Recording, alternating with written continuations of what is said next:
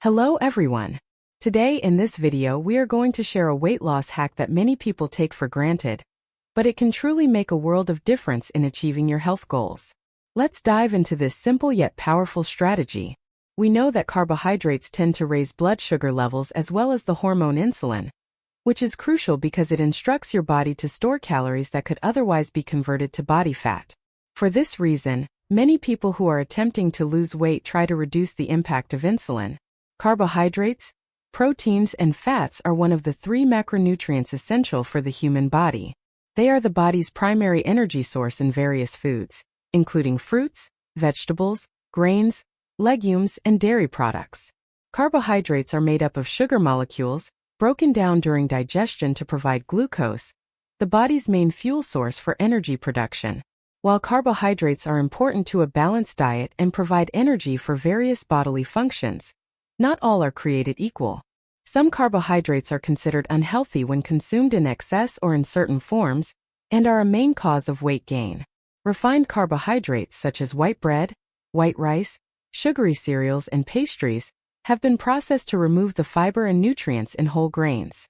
This processing results in a quick spike in blood sugar levels, rapidly increasing insulin production. Over time, consuming high amounts of refined carbohydrates can contribute to weight gain and an increased risk of type 2 diabetes. Carbohydrates with a high glycemic index, such as sugary drinks and snacks, can cause rapid spikes and crashes in blood sugar levels. This can lead to feelings of fatigue, hunger, and cravings for more high-sugar foods, creating a cycle of unstable energy levels and loads of sugar intake, leading to obesity. But there are safer ways to take carbs. Sometimes the solution is so simple that we tend to ignore it. These safe ways are kind of similar. Glycemic index. Today we will discuss carbohydrates' effects on other things and their ability to improve the glycemic index. As highlighted, carbohydrates are a major cause of high blood sugar and insulin levels. Additionally, the hormone insulin plays a crucial role in telling your body where to store calories. These calories can be stored as body fat. Therefore, if we want to lose weight, we want to reduce this effect. This is why many people follow low-carb diets. However, many factors influence how well carbohydrates work and how much they raise blood sugar, called the glycemic index. Certain types of carbohydrates are more likely than others to raise blood sugar, which is easily measured using the glycemic index. Carbohydrates.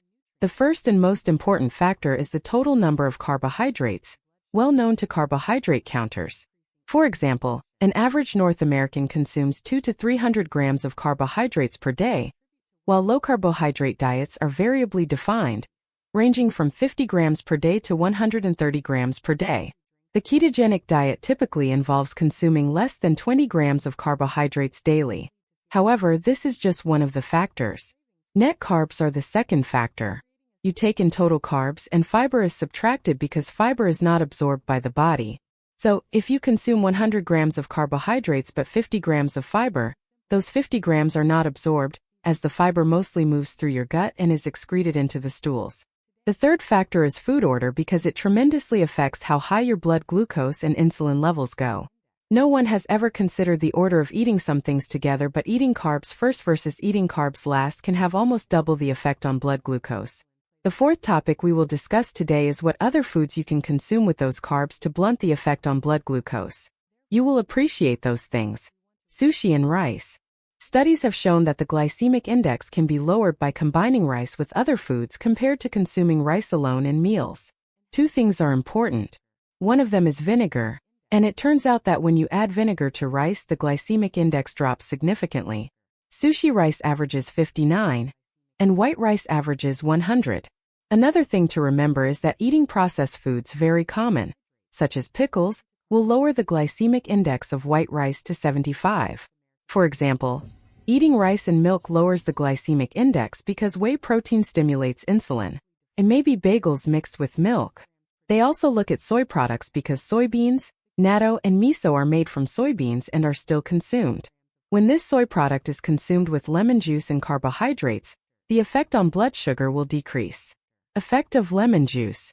It has been observed in many studies that the glycemic index of carbohydrates can be reduced considerably by 40 to 50% just by adding lemon juice, which is striking considering the same total number and type of carbohydrates consumed. How can adding acid like lemon juice make such a difference? The answer is hidden in the mechanism by which our body digests starch. There are two key enzymes to be aware of: salivary amylase in the saliva and pancreatic alpha amylase. Amylase is an enzyme that breaks down starch, a chain of sugars like glucose. Starch must be broken down into tiny pieces before it can be digested. When we start eating bread or other carbohydrates, the salivary alpha amylase works to digest them. This enzyme remains active in saliva as far as the stomach until the pH drops to about 3 or 4, at which point it becomes inactive. As the stomach pushes the food out, the pancreatic enzymes are activated, and digestion continues. In the past, it was thought that the pancreas did most of the work because of chewing and less time in the stomach. It may take 1 to 2 hours to return to the range where amylase has been eliminated. This means that 60 to 80% of the starch in bread can be digested before reaching the pancreas. Salivary amylase analysis. In a study titled, Acid-Induced Reduction of the Glycemic Response to Starch-Rich Foods, the researchers investigated the salivary alpha amylase inhibition hypothesis. They did different experiments on bread, pasta, and gluten-free bread to understand the chemistry of these foods, and how much saliva would be enough for their breakdown. The researchers mixed the foods with saliva, chopped them up, and added water or lemon juice to test the digestion process. This was done outside the body or in vitro. Bread produced the most considerable results. During the analysis of the amount of starch that had been digested into smaller segments, less than 50% of it was found to be released when lemon juice was added. The lemon juice effectively blocked the salivary alpha amylase, preventing starch digestion. As a result, the body could not absorb the starch quickly, gradually increasing blood sugar levels. Vinegar. Vinegar and bread have similar effects. As found in the study, vinegar supplementation reduces glucose and insulin responses and increases satiety after eating bread in health program. In the study, participants were given bread and tested with different concentrations of vinegar: low, medium, and high. Researchers measure blood sugar and insulin levels. The results were surprising, showing a dose-response relationship. The more vinegar in the bread, the lower the blood sugar and insulin levels.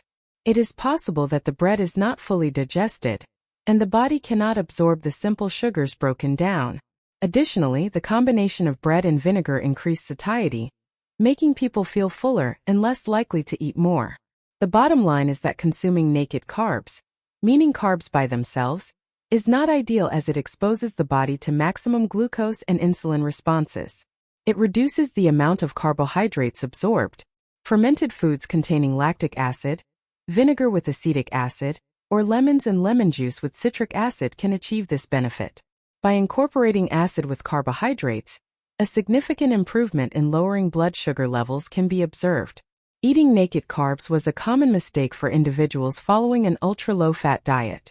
With this practice, they could have ended up eating simple carbohydrates like white bread and jam that can suddenly raise blood sugar and insulin levels, followed by increased hunger shortly after. Considering the physiological response to carbohydrates is vital, as are the 4 key factors that influence it: the total amount consumed, net carbohydrates, food order, and what is consumed alongside, particularly acid. Carbohydrates play an important role in physiological responses, and understanding how to optimize their effects can be beneficial for overall health. If you found this video helpful, like it and subscribe to our channel. We offer health tips regularly, so do not forget to press the bell icon for timely updates.